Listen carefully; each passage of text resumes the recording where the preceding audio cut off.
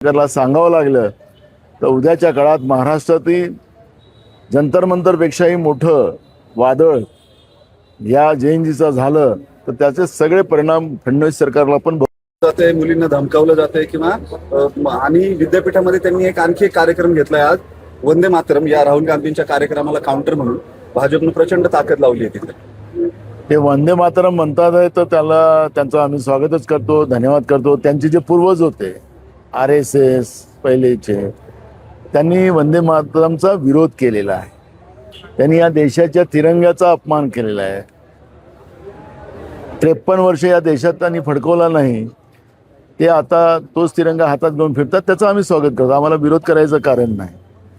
पण यांनी आम्हाला वंदे मातरम गाऊन हे आम्हाला सांगतात की ते स्वतः देशभक्त आहेत. तर त्याच्यामुळे मला असं वाटतं की हा देशभक्तीचा आव त्यांनी दाखवला नाही पाहिजे. हा आपल्या प्रत्येक देशवासियांना वंदे मातरम म्हणणं हे अनिवार्य आहे, आपण सगळ्यांनीच म्हटलं पाहिजे.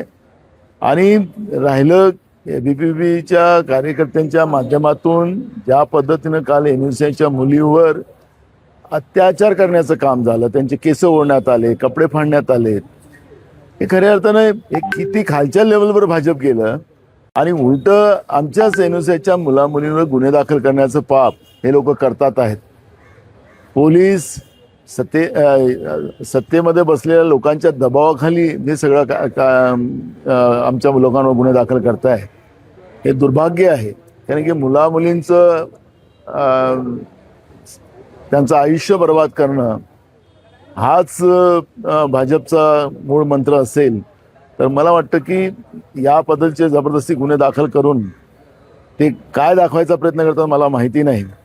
पण मला असं वाटतं की जितका मुलांवर आणि मुलींवर अत्याचार करण्याचं आणि खोटे गुन्हे दाखल करण्याचा प्रयत्न हे लोक करतील, जसं जंतर मंतरवर ज्या घटना झाल्यात आणि त्यात JNGच्या दबावाच्या नंतर देशभरामध्ये त्यांच्यावर गुन्हे दाखल करू नका अशा पद्धतीचं केंद्र सरकारला सांगावं लागलं तर उद्याच्या काळात महाराष्ट्रातील जंतर मंतरपेक्षाही मोठं वादळ या JNGचं झालं तर त्याचे सगळे परिणाम फडणवीस सरकारला पण भोगावं लागेल. आणि म्हणून असे खोटे गुन्हे दाखल त्यांनी करू नये एवढाच माझा त्यांना सल्ला आहे. सकाळपासून भाजपकडनं या कार्यक्रमावर टीका करण्यात येते की जे सदस्य या कार्यक्रमाला येणार आहेत त्यांना ते पैसे वाटतंय असा आरोप थेट भाजप.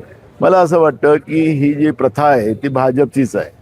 मोदींची सभा असेल, अमित शहाची असेल, फडणवीसची असेल, त्यांना पैसे देऊन लोक गोळा करावं लागतात. हे आपण सगळं पाहतो, अनेक माध्यमातही आपल्याला ते पाहायला मिळते. तर मला असं वाटतं की त्यांची जी पद्धत आहे ती पद्धत काँग्रेसला लावून त्याला बदनाम करायचं काम ते करतात आहेत. हा कार्यक्रम संध्याकाळी आहे, इथं येणारे मुलं मुली आपल्याला भेटणारच आहे. तर किती पैसे घेऊन आले ते त्यांनाच विचारलं तर ते सांगतीलच तुम्हाला. काँग्रेसला पैसे देऊन लोक गोळा करावं लागत नाही. राहुलजींच्या नेतृत्वावर आज JNGचं तरुणींचा विश्वास आहे आणि राहुलजीला ऐकण्यासाठी आणि त्यांचं मुलामुलींचं मत ऐकण्यासाठी राहुलजी इथे येतात. त्यामुळे मोठ्या प्रमाणात आपण पाहिलं की आम्ही लोकांनी रजिस्ट्रेशन केलेलं आहे. आता हे रजिस्ट्रेशन ऑनलाईन केलेलं आहे, त्या ऑनलाईनमध्ये तर पैसे दिले जात नाही.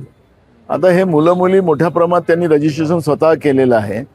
आणि म्हणून मला असं वाटतं की घाबरलेली अवस्था जी भाजपची आहे ते या पद्धतीचं स्टेटमेंट करून ते लोक एक दाखवण्याचा प्रयत्न करत आहे. त्याच्याबद्दल मला काही बोलायचं नाही. आज देशातल्या तरुणींचं भविष्य अंधकारमय आहे, त्याला प्रकाशाकडे नेण्याचं काम राहुलजी करतात आहेत. आणि म्हणून मुलांचं आणि मुलींची मोठी गर्दी आपल्याला या कार्यक्रमात पाहायला मिळणार आहे. काल झालेल्या कार्यक्रमानंतर भाजपच्या काही कार्यकर्त्यांवर गुन्हे देखील काँग्रेसच्या काही कार्यकर्त्यांवर गुन्हे देखील दाखल झाले.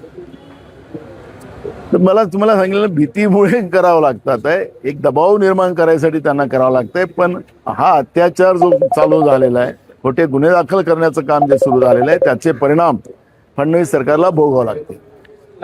पुरे कार्यक्रम पे टिप्पणी करनी है.